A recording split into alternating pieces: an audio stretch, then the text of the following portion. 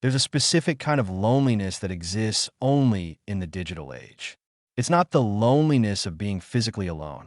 It's the loneliness of being observed but never approached, watched but never wanted, seen but never chosen. You know this feeling intimately, don't you? You post a story, something simple, a sunset, a coffee cup, a song lyric that means something only to you. And within minutes, his name appears at the top of your viewer list. The man who said he needed space. The one who stopped calling. Who let your last message sit on read for 3 days before responding with something cold and distant. Yet here he is, watching, always watching.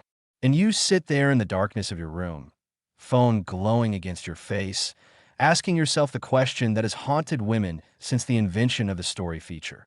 Why does he watch if he doesn't want me? Let me tell you something that will change how you see this entire situation. This isn't confusion. This isn't mixed signals. This is one of the oldest power dynamics in human history, repackaged for the smartphone era. And once you understand it, you'll never look at those view counts the same way again. Nietzsche once wrote that the most common form of human stupidity is forgetting what one is trying to do. But what happens when someone knows exactly what they're doing and they're doing it to you? What happens when every view, every timestamp, every silent observation is a calculated move in a game you didn't even know you were playing? That's what we're dealing with here. This isn't about love. It's not about longing.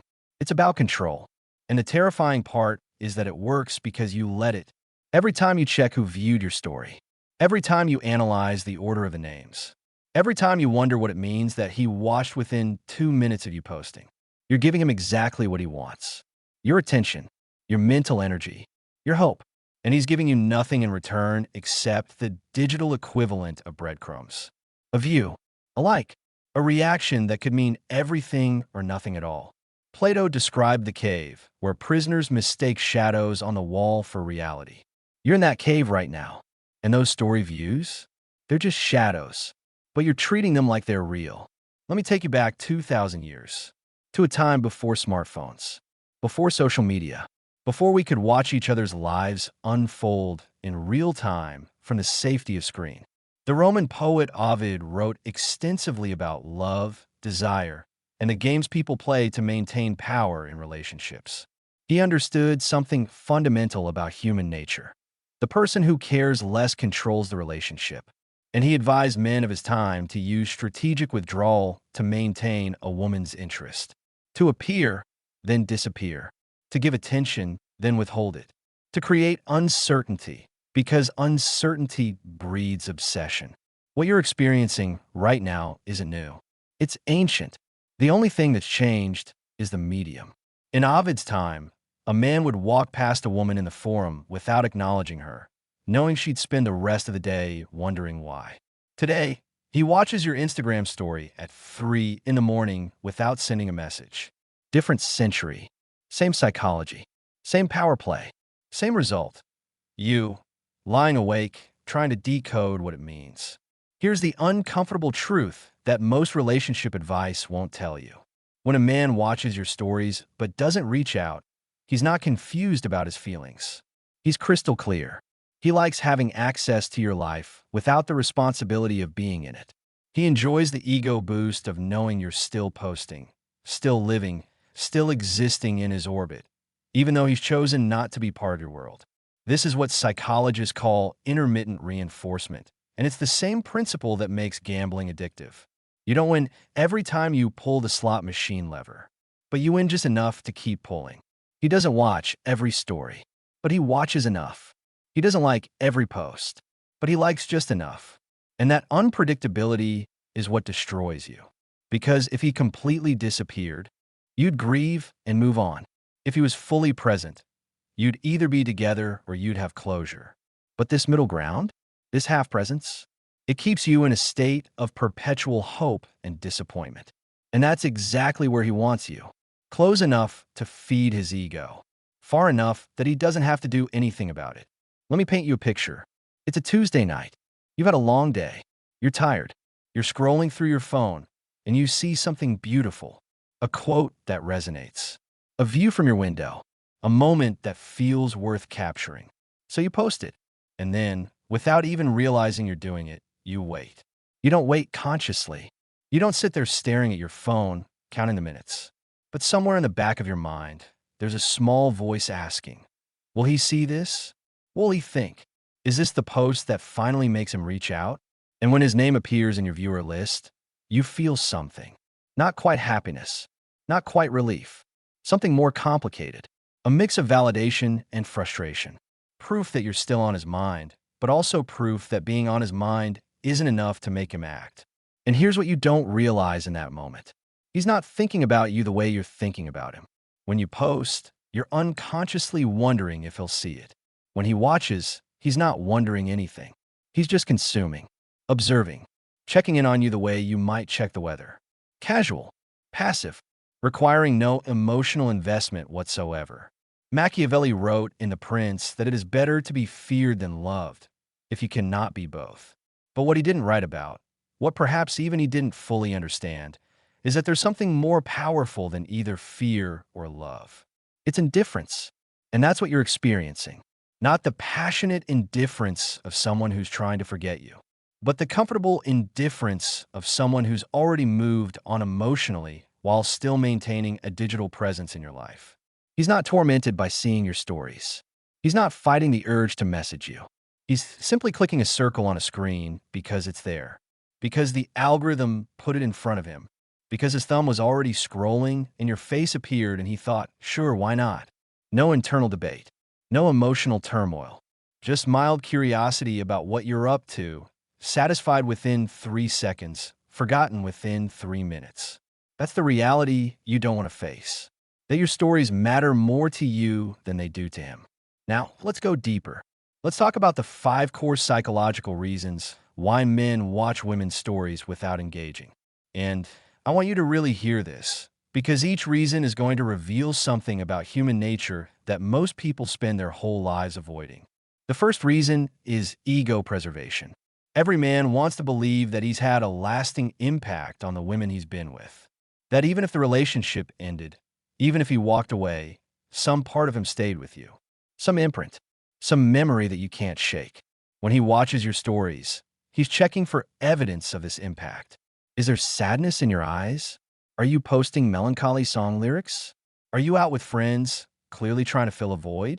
Or worse, from his perspective, are you thriving? Are you glowing? Are you posting pictures with other men? Because if you are, it means he was replaceable.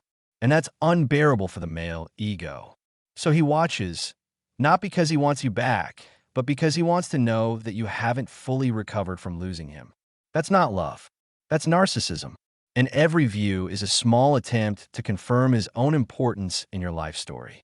The second reason is option preservation. This is perhaps the cruelest one, so brace yourself. When a man keeps watching your stories without committing, he's keeping you warm.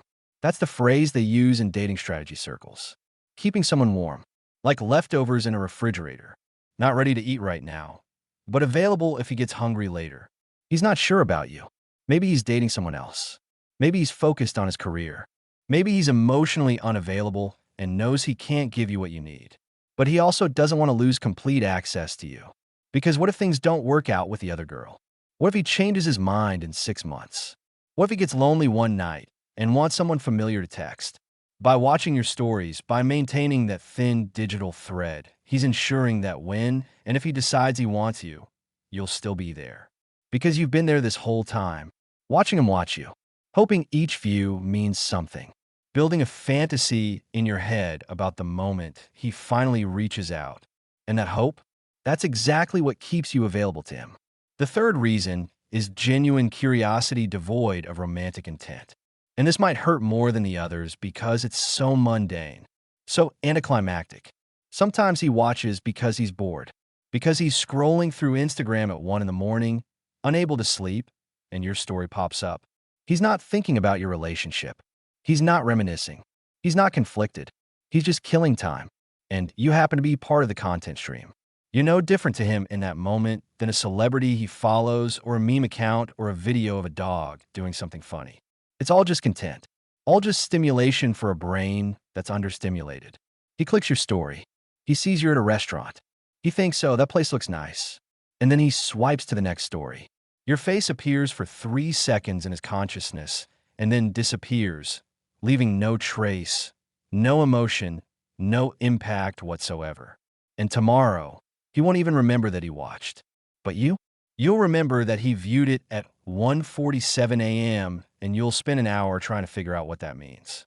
The fourth reason is habitual momentum. Before things ended, he probably checked your stories every day, multiple times a day. It was part of his routine. Wake up, check your story. Lunch break, check your story. Before bed, check your story.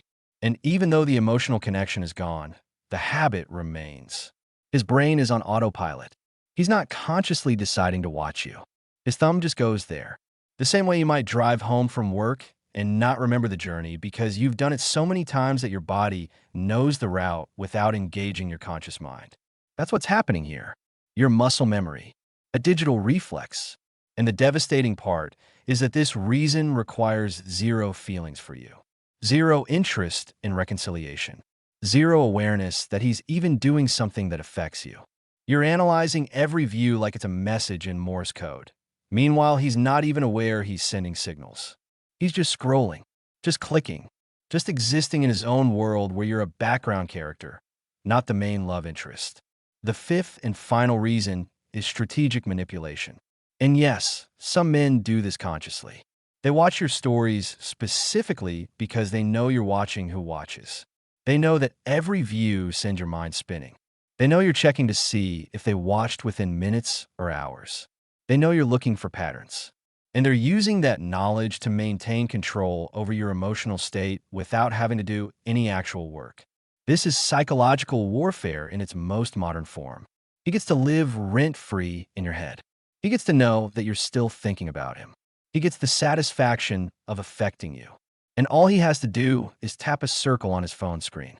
No vulnerability, no effort, no risk of rejection, just pure, effortless power. And if you ever confront him about it, he has perfect, plausible deniability. What? I just watch everyone's stories. You're reading too much into it. And maybe that's true. Or maybe he's gaslighting you. The cruel part is, you'll never really know for sure. Now here's where we need to talk about you. Because this isn't just about him. It's about why you're letting this affect you so deeply. And I say this with compassion, not judgment. The reason his story views matter so much is because you're outsourcing your self-worth to his attention. Every time he watches, you feel validated, seen, remembered, like you still matter in his world. And every time he doesn't watch, you feel forgotten, unimportant, easily replaced. But here's the question you need to ask yourself. Why are you giving someone who left you the power to determine your value? Why is a 3-second view of a temporary photo worth more to you than your own opinion of yourself? The German theologian Dietrich Bonhoeffer wrote from a Nazi prison cell about the cost of discipleship, about how true freedom comes from refusing to let external circumstances dictate your internal state. He was talking about far more serious things than Instagram stories, obviously.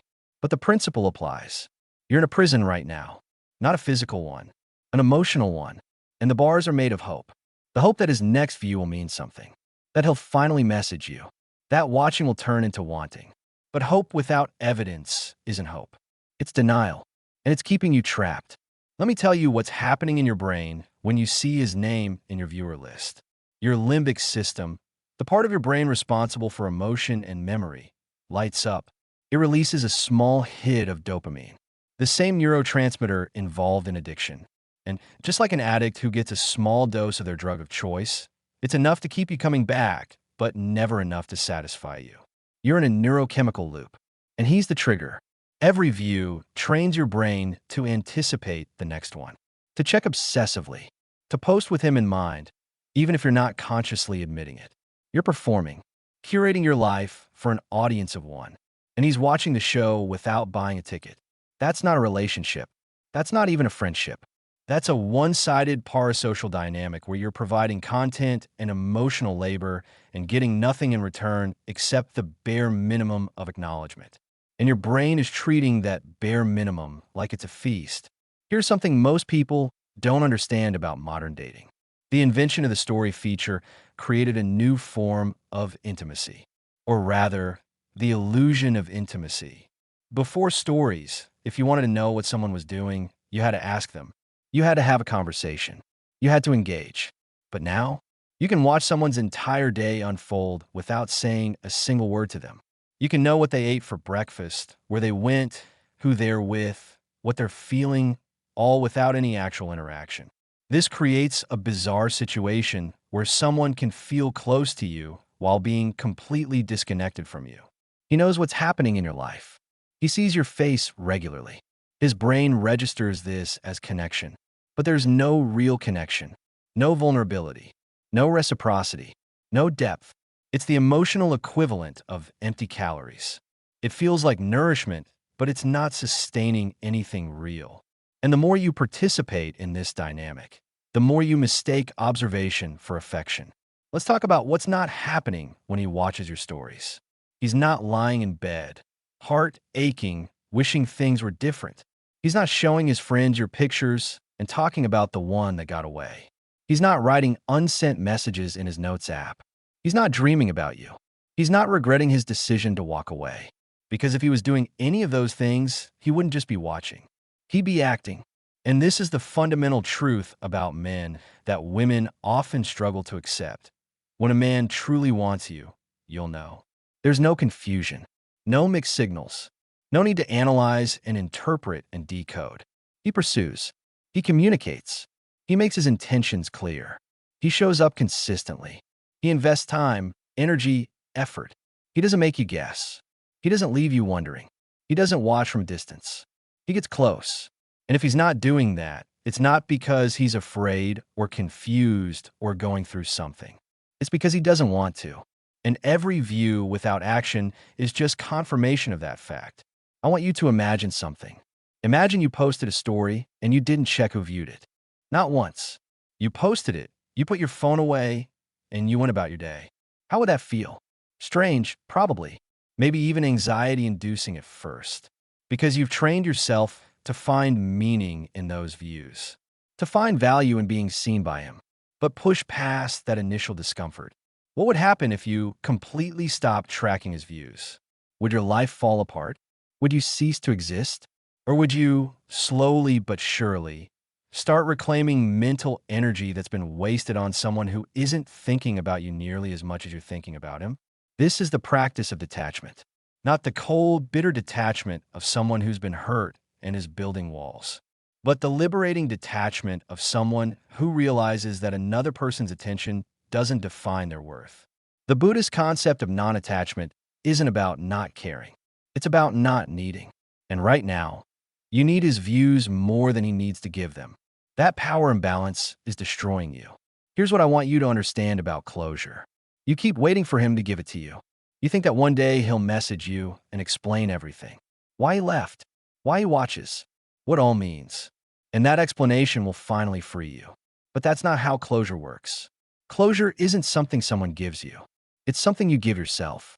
It's the decision to stop seeking answers from someone who's shown you through their actions that they don't want to provide them. Every time he watches your story without messaging, he's giving you an answer. The answer is, I'm not coming back. I don't want to rebuild this. I'm content with this level of connection, which is to say, no real connection at all. That's your answer. That's your closure. The fact that it's not wrapped in words and delivered with an explanation doesn't make it any less real. His silence is the message. His inaction is the answer. And the sooner you accept that, the sooner you can stop waiting and start healing. Let me tell you about the cost of this situation. Every minute you spend analyzing his story views is a minute you're not spending building a life that doesn't revolve around his attention. Every time you post something with him in the back of your mind, you're not posting authentically. You're performing, and that performance is exhausting. It's keeping you stuck in the past instead of moving toward a future. Think about all the emotional energy you've invested in this. The late nights wondering what it means. The conversations with friends where you dissect every detail. The mental gymnastics trying to convince yourself that watching equals caring. What if you took all that energy and redirected it toward your goals, your growth, your healing, toward people who don't just watch your life, but actively want to be part of it? That's not just a better use of your time. It's a better use of your heart. There's a concept in economics called opportunity cost. It's the idea that choosing one thing means not choosing something else. Every moment you spend focused on him is a moment you're not available for someone else. Someone who would do more than watch. Someone who would reach out, show up, commit, choose you actively and consistently. But you can't see that person because you're too busy staring at his name in your viewer list. You're living in the past, hoping it will transform into a future, while actual opportunities pass you by unnoticed. This is the hidden damage of breadcrumbing. It's not just that it hurts. It's that it keeps you occupied, distracted, unavailable for real connection because you're chasing the ghost of what once was. So here's the thought I want to leave you with. What if his story views mean absolutely nothing? What if there's no hidden message, no subconscious longing, no complicated psychological warfare? What if he's just a person who clicks on circles on a screen and you're reading a narrative into random digital behavior? And even more importantly, what if it doesn't matter either way? Whether he's watching because he misses you, or because he's bored, or because it's a habit, or because he's playing games, none of it changes your situation. None of it brings him closer. None of it builds the relationship you want. So why are you letting it control you? The only person's behavior you can control is your own. The only attention that truly matters is the attention you give yourself. And the only story that needs your energy is the one you're actually living, not the one you're performing for someone who's already chosen not to participate in it. He's watching your life through a screen. Meanwhile, you're living it. Or at least, you could be if you stop directing it toward an audience that doesn't deserve the show. That's the psychology behind why he watches your stories.